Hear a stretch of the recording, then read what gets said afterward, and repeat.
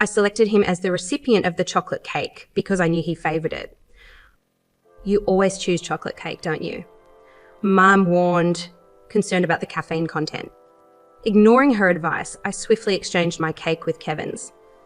Well, after a brief hesitation, I took a bite of the caffeine-laden treat while my mom continued to enjoy her own cake. And Kevin, proudly boasting about reserving this cake a month, in advance emphasised the delicious crushed nuts on top. Suddenly, his demeanour shifted as he began to choke. His face turned red and he struggled to breathe. Foam formed at his mouth and he shivered before collapsing to the floor. My name is Emma, a 36-year-old working at a food inspection company. I live with my husband, Kevin, who is 2 years older, and our 7-year-old daughter, Catherine. Our journey began at university, leading to marriage and the birth of Catherine. However, her slow development worried us. Despite consulting numerous doctors, no issues were found. Catherine's lack of progress caused a rift between Kevin and her. His mother, Kay, also deemed Catherine as having a disability, leading to her disapproval and avoidance. Only my father-in-law showed affection, considering Catherine unique and lovely. Before marriage, Kevin was kind, but his attitude changed with Catherine's challenges. His frequent bouts of anger, expressed through loud noises and table banging, stressed me to the point of health issues. Menstrual irregularities, eventually leading to menopause, prevented us from having more children. As Catherine entered school, her slow speech led to suggestions of a special needs class, an idea Kevin vehemently opposed. Despite my belief that it would be a better fit for her, I couldn't propose it due to Kevin and Kay's objections. Work offered solace from the home environment. When offered a full-time position, Kevin hesitated, insisting on my continued commitment to housework. Reluctantly, I agreed. However, Kevin's solution was to have his critical mother, Kay, take over household duties.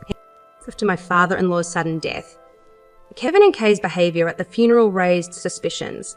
Despite Catherine losing her only ally, Kevin spent more time at his parents' house. When I fell ill and asked for help, he refused, opting to stay away for a week. As my health improved, I received a job promotion, bringing both joy and the weight of added responsibilities in the midst of my challenging home life. I discussed the situation with Kevin, and as anticipated, he insisted that I should manage the household chores properly. To add insult to injury, he gave me a mocking look and questioned whether I could handle the title of a section chief, claiming it was equivalent to his position. Kevin abruptly left the table and headed to the bedroom.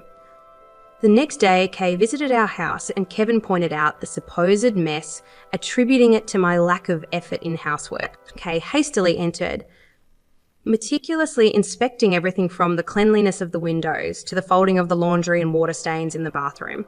She made me redo everything, and Caffeine started engaging in conversation with Kay. Caffeine approached Kay with a serious expression, asking her about the 4 main elements of happiness and inquiring about happy hormones.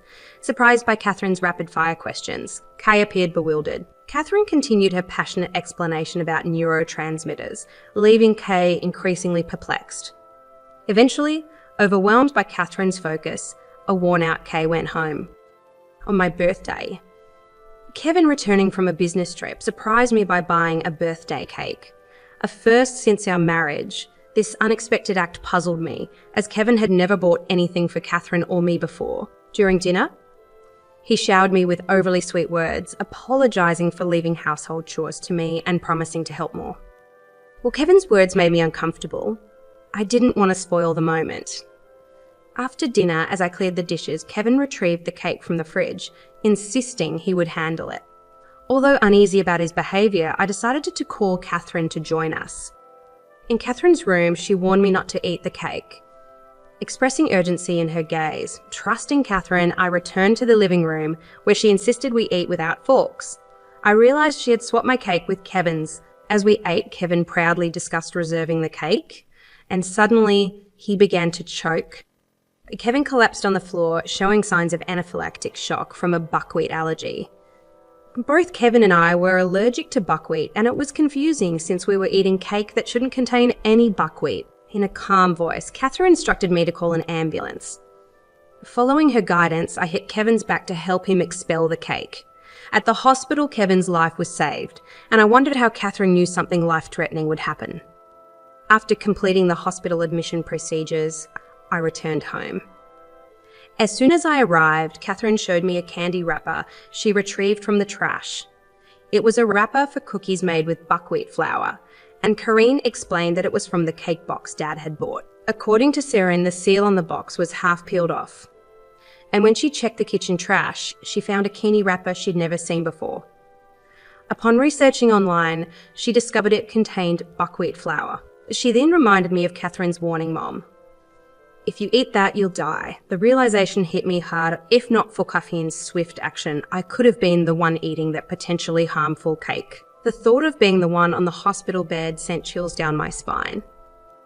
As fear and suspicion crept in, I considered involving the police. However, Caffeine's words made me reconsider.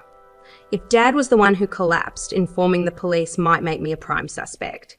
A feeling of despair overcame me, and Caffeine assured me that she would handle it. She ventured into Kevin's study, defying his strict instructions, and began searching for evidence. To my surprise, Caffeine found a notebook in a drawer that detailed a shocking revelation. My father-in-law had been victimized in a similar manner. The notebook described the plan to mix crushed buckwheat flour cookies with sprinkles. Even more disturbingly, Kai was implicated in this terrifying scheme. They were conspiring together, and at the bottom of the page, it ominously read, "Next is Emma's birthday." My hands involuntarily tightened around the notebook, and Caffeine, noticing my anger, reassured me that everything would be okay.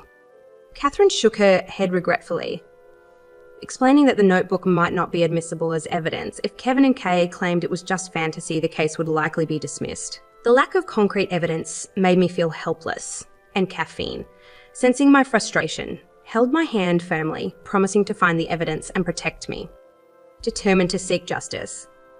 Catherine and I began preparing for the final showdown.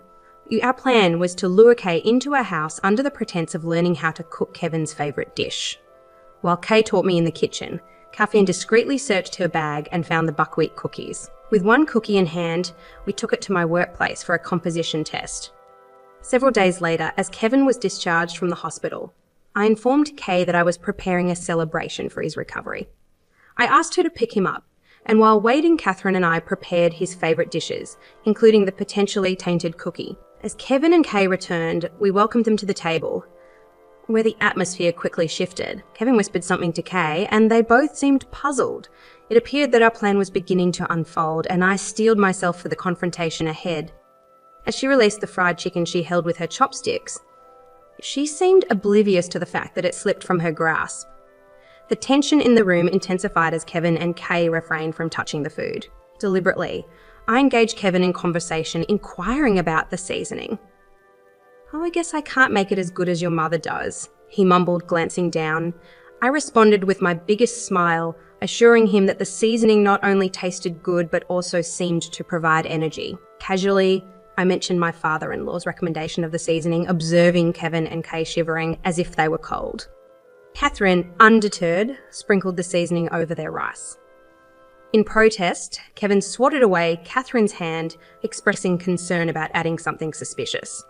Ignoring his objections, I continued smiling and serving the food. Catherine persisted, reaching for the seasoning, but Kevin, with a terrifying expression, shouted, "Enough!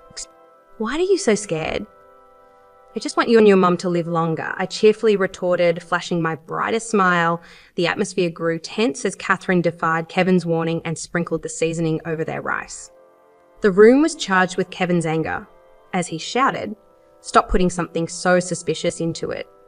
Unfazed, I continued with my smile, drawing attention to his past actions of sprinkling the same seasoning on my cake, leading to his hospitalization. With a triumphant gesture, I presented documents obtained from our company's inspector, linking the substance on the cake to the buckwheat cookies. Kevin and Kay exchanged glances, denying any knowledge of the situation. However, I placed a copy of Kevin's incriminating notebook on the table, revealing details of the ordered cookies and their sinister plan. Red and then blue in the face, Kevin and Kay struggled to explain away the evidence. Kevin's notebook held damning information, including details of their plot and attempts to mask the crime. Staring sternly at Kay, I connected the dots, questioning them about their involvement in my father-in-law's death. Kevin finally admitted to his vengeful act, revealing his resentment towards my father-in-law's interference. Shocked and angry, I listened as he confessed to mixing the buckwheat cookies into the seasoning, targeting my father-in-law due to his disapproval of Kevin's relationship with his mother. Fueled by anger and disbelief, I declared their actions as a crime and threatened to report them to the police. In a desperate attempt to conceal evidence, Kevin snatched the copy of the notebook from the table, crumpled it, and possibly swallowed it. Catherine caffeine, and I stared in surprise at his desperate act. And caffeine calmly revealed that it was just a copy, and the original was safely stored elsewhere. She placed a voice recorder on the table, exposing their crimes from the beginning. As the evidence mounted against them, Kevin collapsed into his chair, realizing the gravity of their actions.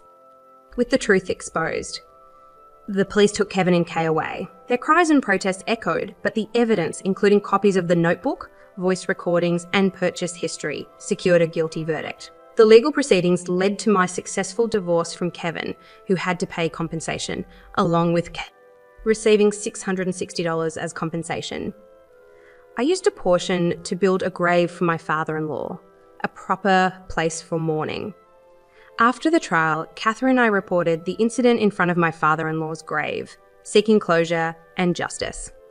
Later, Catherine shared an IQ test result, revealing her score of 135. Surprised and impressed, I learned about her enrollment in a school for gifted children, where she flourished in an environment that allowed her to study what she loved. Our life together became enriching, filled with happiness and improved well-being. Despite the challenges, living with Catherine proved enjoyable, and our smiles never faded.